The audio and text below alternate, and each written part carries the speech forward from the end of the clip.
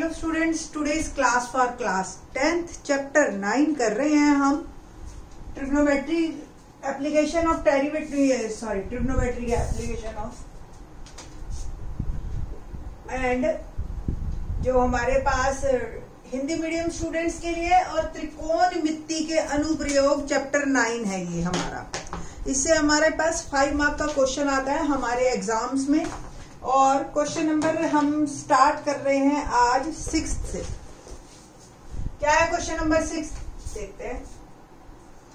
एक 1.5 मीटर लंबा एक लड़का है, 30 मीटर ऊंचे एक भवन से कुछ दूरी पर खड़ा है। 30 मीटर का एक भवन है, ठीक है जी। तो ए बी एक भवन। नॉर्मली 1.5 मीटर का लड़का यानी कि 5 फुट का लड़का है। 1.5 मीटर आपका जो है 5 फुट के करीब होता है, जो हम जनरली सुनने के आदी होते हैं अपने उसमें। तो माना ए बी भवन जो कि 30 मीटर का है और सी डी एक लड़का है जो कि 1.5 मीटर का है, ठीक है। तो जब वह ऊंचे भवन की ओर जाता है तब उसकी आंख से मतलब इन द सेंस आपको जो है यहाँ ऊपर से देखना है, ठीक है जी। भवन के शिखर का उन्नयन कोण 30 से 60 डिग्री हो जाता है।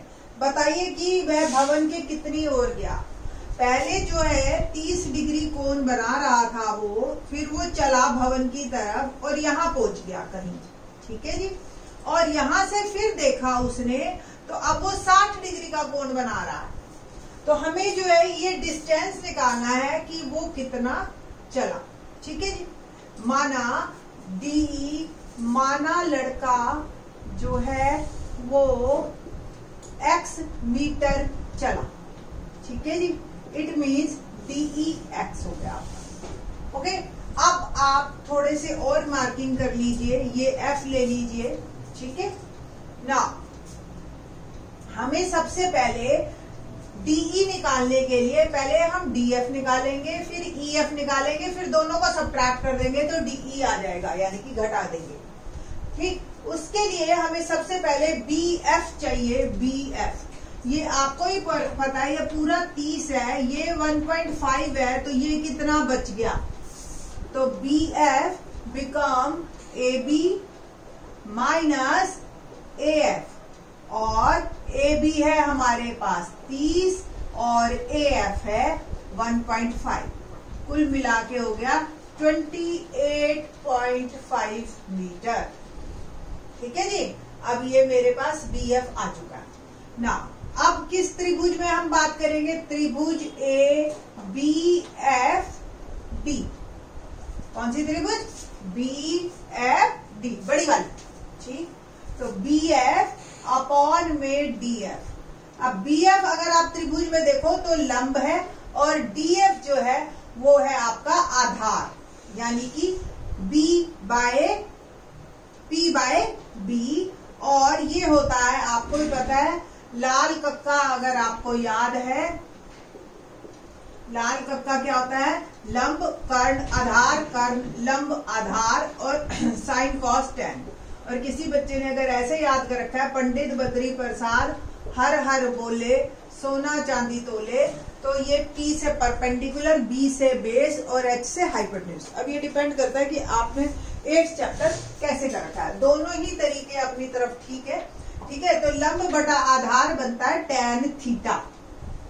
BF मैं निकाली चुकी हूँ 28.5 और DF मुझे फाइंड आउट करना है, और थीटा जो है वो मेरा 30 डिग्री है।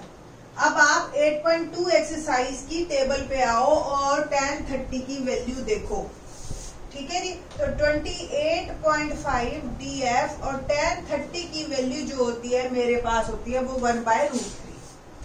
आर पार गुना करेंगे और DF मेरे पास आ जाएगा 28.5√3। नंबर 1 लिख लीजिए इसको। अब दूसरी त्रिभुज लेते हैं। आपको भी समझ आ रही होगी कि अब मैंने कौन सी त्रिभुज लेनी है।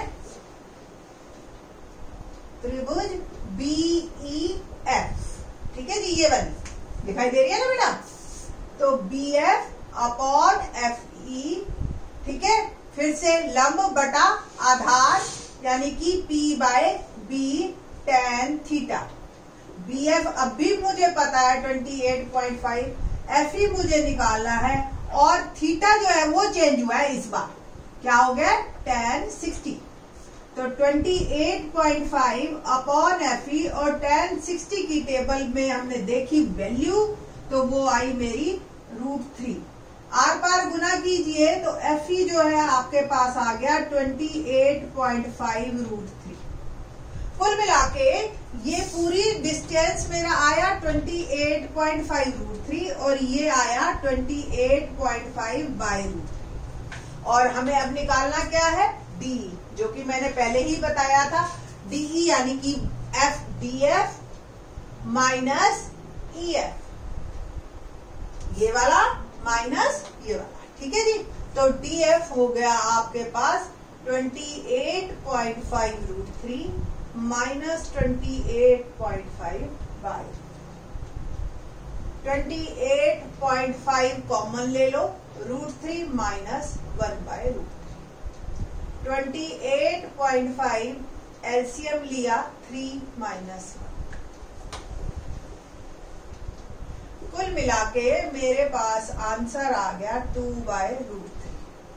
√3 से रैशनलाइजेशन करेंगे हम, तो 28.5 इंटू 2 इंटू √3 और नीचे आ गया 3।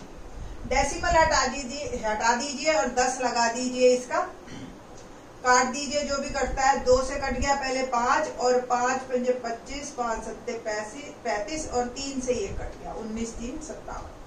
तो कुल मिला के मेरा आंसर आ गया 19√3 मीटर, ठीक है जी। तो इस तरीके से ये आपका आंसर बनता है कि भवन से वो बच्चा 19√3 मीटर चला, ठीक है जी। क्वेश्चन नंबर 7 करते हैं।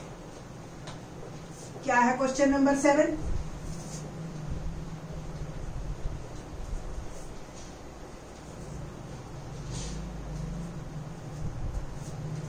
क्या है क्वेश्चन नंबर 7? भूमि के एक बिंदु से, देखो 5th ऑनवर्ड्स जो है ना, आपको क्वेश्चन ऐसे मिलने शुरू हो गए हैं जिसमें 2 ट्रायंगल्स हैं, ठीक है। एक ट्रायंगल दूसरे से रिलेट है, एक ट्रायंगल से आपका आंसर मिलेगा, ठीक है। तो इस तरीके से अब क्वेश्चन आपके एक्चुअली 5 मार्क के स्टार्ट हुए कि 5 मार्क में थोड़ा सा डिजर्व करते हैं कि थोड़ा सा अच्छा बड़ा क्वेश्चन हो, ठीक है जी। तो भूमि के एक बिंदु से एक 20 मीटर ऊंचे भवन के शिखर पर लगी एक संचार मीनार। आप लोग सुनने के आदी हो बड़े कि यहाँ पे टावर अच्छे हैं, यहाँ के सिग्नल अच्छे हैं, यहाँ टावर लगा हुआ है, तो वही संचार मीनार मतलब टावर जी, मीडिया वाले, ठीक है। तो ये जो है आपके एक 20 मीटर ऊंचे भवन पे, ये मैंने मान लिया भवन है और इसके ऊपर लगा हुआ है टावर, ठीक है जी। ये है हमारा संचार मीनार, ठीक के तल और शिखर के उन्नयन कोण। संचार मीनार का ये तल है और ये शिखर है। उन्नयन कोण मतलब नीचे से देखा गया उसको, ठीक है। उन्नयन कोण क्रमशः 45 और 60 है। तल 45 डिग्री एंगल बना रहा है और जो है शिखर 60 डिग्री एंगल बना रहा है। संचार मीनार की ऊंचाई ज्ञात करो। तो ये हमने पॉइंट मान लिया D और ये ले लिया X और इसकी हाइट ले ली मैंने H, ठीक है जी। बस अब शुरू करते हैं क्वेश्चन नंबर 7।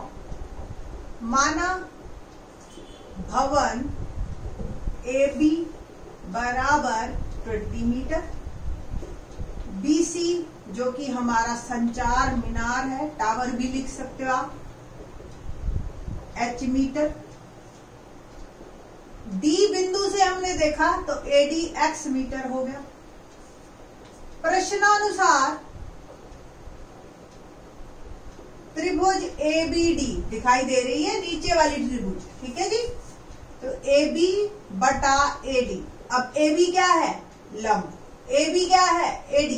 AB बटा AD। AD क्या है? आधार, यानी कि P बाय B। और लंब बटा आधार क्या होता है? tan theta. ए बी हमें दे रखा है 20 है, ए डी एक्स है जो कि हमने मान रखा है, निकालना है, और थीटा की वैल्यू हो गई मेरी 45। तो 20/x tan 45 दैट इज 1, और x की वैल्यू आ गई मेरी 20 मीटर। ठीक, अब x तो आ चुका है मेरा। अब x के बाद मेरे को एक्चुअल तो BC निकालना है ना, तो अब निकालते हैं हम। त्रिभुज लेते हैं ACD, बड़ी वाली दिखाई दे रही है आपको, ACD, AC बटा AD, tan थीटा वही, लंब बटा आधार। तो AC एक्चुअल क्या है, AC 20 प्लस h है ना, तो वैल्यू डाल। AD की वैल्यू हम निकाले बैठे हैं, या x लिख लो पहले, और थीटा जो है हमारा 60 है। अब x मेरे को 20 में निकाल बैठी हूं, तो x की वैल्यू डाली मैंने। देखो कितना आसान क्वेश्चन हो गया। और tan 60 की वैल्यू मैंने टेबल में देखी थी पिछले क्वेश्चन में, अब तक याद होगी आपको। tan 60 √3, आर पार गुना कीजिए तो 20 प्लस h बराबर 20 √3, और h आ जाएगा 20 √3 माइनस 20। तो 20 कॉमन ले लो, अंदर आंसर आ गया √3 माइनस 1। ये मेरा आंसर। तो कुल मिला के जो मीनार की ऊंचाई है वो है 20 √3 माइनस 1। ठीक है जी, तो इस तरीके से काफी आसान हो जाता है। अब देखो अगला क्वेश्चन जो है ना, इसी का उल्टा है। आपको क्या दिया, ये दे दिया, ये निकालना है। अगली बार ये दे देंगे, ये निकालना होगा। ये दोनों दे दिए, ये निकाल लो। इस तरीके से ही आपके जो है क्वेश्चंस घूमते रह जाएंगे। ठीक है, और जो है आप बड़े इजीली कर लोगे। एक दो क्वेश्चन में शुरू में दिक्कत आती है, फिर कोई दिक्कत नहीं आती। ठीक है, बाकी के क्वेश्चन देखते हैं in the next lecture. Thanks.